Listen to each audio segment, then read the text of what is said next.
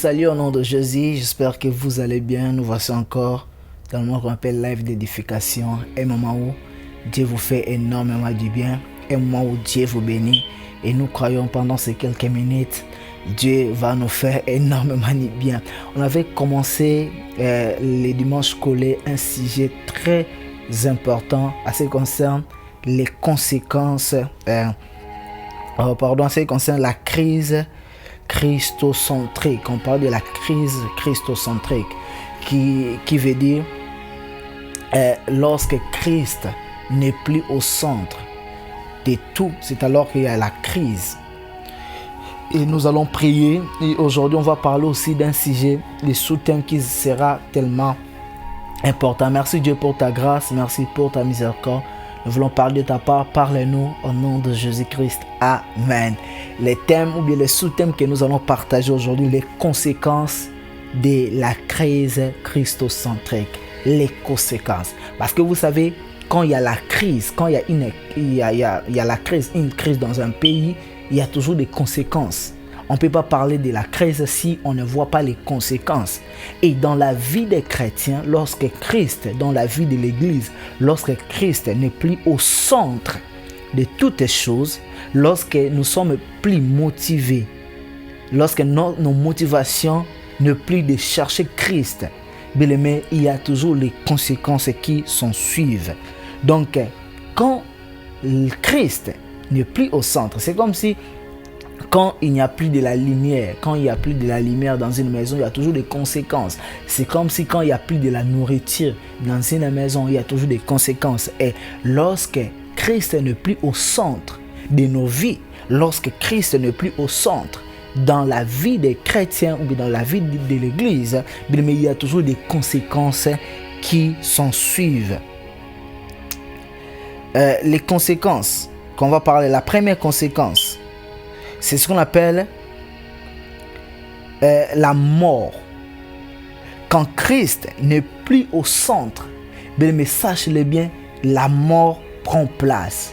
Parce que quand Christ est au centre de toutes les choses, cela veut dire nous vivons pour Christ, nous honorons Christ, nous marchons dans sa parole. Parce que Christ a dit, si quelqu'un même il gardera mes commandements, et moi et le Père, nous viendrons habiter dans sa vie. Or, la Bible déclare celui qui a le Fils a la vie. Donc cela veut dire quand il y a la crise christocentrique, cela veut dire Christ n'est plus au centre. Christ n'est plus notre motivation. C'est alors que la mort va venir remplacer, prendre de la place. Parce que Christ a bien dit, celui qui a le Fils a la vie.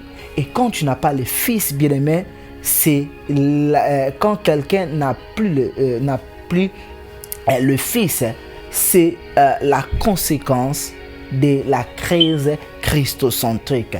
Et cela est appelé la mort. On va lire un verset ensemble dans le livre de Romains, chapitre 6, verset 23. La Bible déclare, car le salaire du péché, c'est la mort. Car le salaire du péché, c'est la mort. Donc, quand Christ n'est plus au centre, cela veut dire qu'il y a d'autres motivations qui ont plus place. Quand Christ n'est plus au centre, cela veut dire que c'est l'homme qui est au centre. C'est les matériels qui sont au centre. C'est les richesses. Et la Bible déclare, celui qui aime son père ou sa mère plus que moi, il n'est pas digne d'hériter le royaume. Donc, en d'autres termes, quand l'homme remplace Christ par d'autres choses, cet homme est tenté de pécher et le salaire du péché, c'est la mort. Bien, mais je vais te dire une chose, tu peux être là en train de marcher, en train d'être, tu es belle, je ne sais pas, tu as la force, tu es en bonne santé, mais cela, être en bonne santé, n'est pas synonyme d'avoir Christ dans sa vie. Or, quand il y a la crise christocentrique, c'est la mort. Les conséquences qui vont suivre, c'est la mort. La mort va entrer. Les salaires du péché amènent toujours la mort, bien aimé. Les salaires du péché, c'est la mort. Voilà pourquoi je vais te prêcher. Je vais dire à une personne, si Christ est au centre de ta vie, bien aimé, garde cette position. Parce que cette position t'aide à garder la vie. Car celui qui a le Fils a la vie. Celui qui a Jésus a la vie. Il y a d'abord ce qu'on appelle la mort spirituelle. Quand, bien aimé, tu enlèves Christ au centre de ta vie, mais sache-le bien, tu appelles la mort dans ta vie, car le salaire du péché, c'est la mort. La mort viendra. La mort, c'est la séparation avec Dieu. Tu vas perdre la communion avec Dieu et tu seras vide de l'intérieur. Les conséquences de la crise christocentrique. La mort viendra, la mort entrera. Et cela ne va pas seulement se limiter à la mort physique, à la mort spirituelle, mais il y aura aussi la mort physique qui peut aussi entrer dans ta vie. Voilà pourquoi c'est vraiment important, bien aimé, d'éviter ce qu'on appelle la crise christocentrique, d'éviter d'enlever Christ au centre de ta vie. Fais un effort de mettre toujours Christ et de vivre pour Christ. Tout ce que tu fais, tes motivations doivent être d'abord Jésus-Christ, le royaume de Dieu, comme Christ dans sa parole, cherchons premièrement le royaume et la justice. Et quand nous changeons les choses, quand on renverse les choses, quand on fait le contraire de ce que Christ nous a recommandé de faire, c'est alors que la mort viendra prendre place. La mort viendra pour dominer. C'est vraiment très important. La première conséquence de la crise christocentrique, c'est ce qu'on appelle la mort, car le salaire du péché, c'est la mort. Et la deuxième des choses que la crise christocentrique amène, ce qu'on appelle les ténèbres. Les ténèbres. On va lire la parole de Dieu. Nous sommes dans le livre de Jean, chapitre 9, verset 5. La Bible dit: pendant que je suis dans le monde, je suis la lumière du monde. Christ disait à ses disciples: pendant que je suis dans le monde, je suis la lumière du monde. Or, lorsqu'on parle du monde, on voit les hommes. Et pendant que Christ est dans ta vie, il est ta lumière. Vous savez, quand dans une maison, il n'y a pas la lumière, bien aimé, il y aura beaucoup de choses. Les gens seront dans la confusion, dans la perte de direction et dans l'obscurité. Là où il n'y a pas de la lumière, il y a l'obscurité. Or, là où il y a l'obscurité, il y a l'accident, il y a la perte de choses. Tu peux piétiner, il y a les troubles, il y a la confusion, bien aimé. La deuxième conséquence de la crise christocentrique, c'est les ténèbres. Voilà pourquoi nous avons vraiment intérêt de veiller à ce que Christ règne pour toujours dans nos cœurs. Nous avons intérêt de veiller pour que Christ soit au centre de toutes choses. Parce que quand Christ n'est plus au centre, c'est les ténèbres qui règnent et c'est la confusion. Voilà pourquoi aujourd'hui il y a plusieurs personnes, ils vivent dans la confusion. La confusion à ce qui concerne leur futur. La confusion à ce qui concerne leur vie spirituelle. La confusion. Parce que Christ, c'est lui le guide. Il a dit dans sa parole: sans moi, vous ne pouvez rien faire.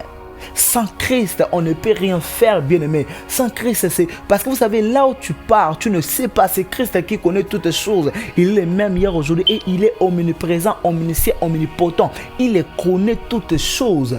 Et si tu veux réussir dans tout ce que tu fais... D'ailleurs, ce qu'on appelle la réussite, c'est quoi? La réussite, c'est arriver à faire la volonté de Dieu. C'est arriver à vivre selon le but de Dieu. Parce que quand Dieu t'a créé, Dieu a déposé une mission en toi. Et quand tu réussis à faire cette mission, c'est alors que tu as réussi. Et pour arriver à faire la mission, tu dois être toujours attaché à Jésus-Christ. Parce que sans lui, nous sommes dans la confusion, la perte de la direction. Là où il y a les ténèbres c'est quoi? C'est l'absence de la lumière. Et là où il y a les ténèbres, il y a la confusion, il y a la perte de la direction. Les gens ne vont pas connaître là où ils vont. Les gens seront il sera dans la perdition. Tu seras dans la perdition, bien-aimé. Les gens vont se perdre. Pourquoi? Parce qu'il n'y a pas la lumière. Christ est la lumière. Bien aimé, si tu remarques ces choses, si tu remarques d'abord la mort, il y a la mort peut-être dans ta vie de prière, il y a la mort dans ta vie chrétienne, dans ta communion. Et quand tu remarques qu'il y a la confusion, tu vis dans la confusion et il y a la perte de la direction, il y a l'obscurité, tout est noir dans ta vie, sache-le bien, il y a la crise christocentrique. Si tu commences à remarquer ces choses, sache-le bien, tu vis dans la crise christocentrique. La dernière des choses La dernière conséquence de la crise christocentrique, c'est la vulnérabilité. La vulnérabilité. La Bible déclare, la vulnérabilité, c'est quoi? C'est lorsque on peut être affecté facilement. C'est lorsqu'on n'a pas, on ne sommes plus sous une protection. Puis Psaume 34, 7. La Bible déclare, l'ange de l'Éternel campe autour de ceux qui craignent l'Éternel et il les arrache au danger. Quand il y a la crise christocentrique, la dernière conséquence, parce qu'il y a plusieurs conséquences, mais c'est que moi, selon la liste que moi je fais, la dernière conséquence, c'est la vulnérabilité. Tu seras affecté facilement, tu ne seras plus sous la couverture divine. Tu seras exposé, tu perds la couverture spirituelle et tu deviens vulnérable aux attaques et aux dangers. Pourquoi cela arrive? Parce que Christ n'est plus au centre. Et quand Christ n'est plus au centre, la Bible déclare, parce que vous avez quand la christocentrisme, cela veut dire quoi? Christocentrisme, cela veut dire craindre Dieu, marcher dans la crainte de Dieu. Ta vie, tu fais tout pour la gloire de Dieu. Tu vis selon la volonté de Dieu. C'est ce qu'on appelle une vie christocentrique. C'est une vie qui honore Dieu. Mais quand tu arrêtes maintenant à honorer Dieu, il y a ce qu'on appelle, ta vie, tu vas vivre ce qu'on appelle la vulnérabilité. Donc tu vas perdre la protection. Tu seras exposé. Tu seras vulnérable aux choses spirituelles, aux attaques des démons. Ainsi, dans le livre de Psaume 34, c'est la Bible déclare que l'ange de l'Éternel campe autour de ceux qui craignent l'Éternel. Donc, quand il n'y a plus la crainte de l'Éternel, cela veut dire l'homme ne plus christocentrique. Et c'est alors que l'on va perdre la protection divine. Si tu remarques, quand il y a des épidémies, cela t'atteint facilement. Cela veut dire que tu as perdu ta vie, ne plus une vie christocentrique. Quand les démons ont la facilité, les sorciers ont la facilité de t'attaquer et t'atteindre, cela veut dire que tu as perdu, bien-aimé, Christ dans ta vie. Christ n'est plus au centre. Quand tu deviens vulnérable aux attaques, tu n'as pas la protection parce que les anges de l'Éternel vont s'éloigner. Quand la vie de personne n'est plus christocentrique, parce que vous avez la protection que tu as. D'ailleurs, les salis, on n'a pas réussi le salut à cause de nos œuvres, mais à cause de Christ. Et c'est à cause de Christ que les anges nous protègent. Et quand ta vie n'est plus christocentrique, tu perds les anges et tu deviens vulnérable. Tu n'as plus de couverture. Les conséquences, bien aimé, de la crise christocentrique. Voilà pourquoi nous avons intérêt d'éviter la crise. Nous avons intérêt de nous accrocher à Dieu, de demeurer, d'honorer Dieu et de vivre pour lui et pour lui seul. Nous allons prier. Dieu merci, Dieu de grâce. Nous te prions. Nous voulons que cette parole nous donne la force, nous fortifie enfin de continuer à vivre une vie christocentrique. Aide-nous à ne pas perdre l'identité qu'elle nous a donnée. Au nom de Jésus. Amen. Que Dieu vous bénisse et que Dieu vous garde. On va encore se revoir le dimanche prochain pour la continuité. God bless you.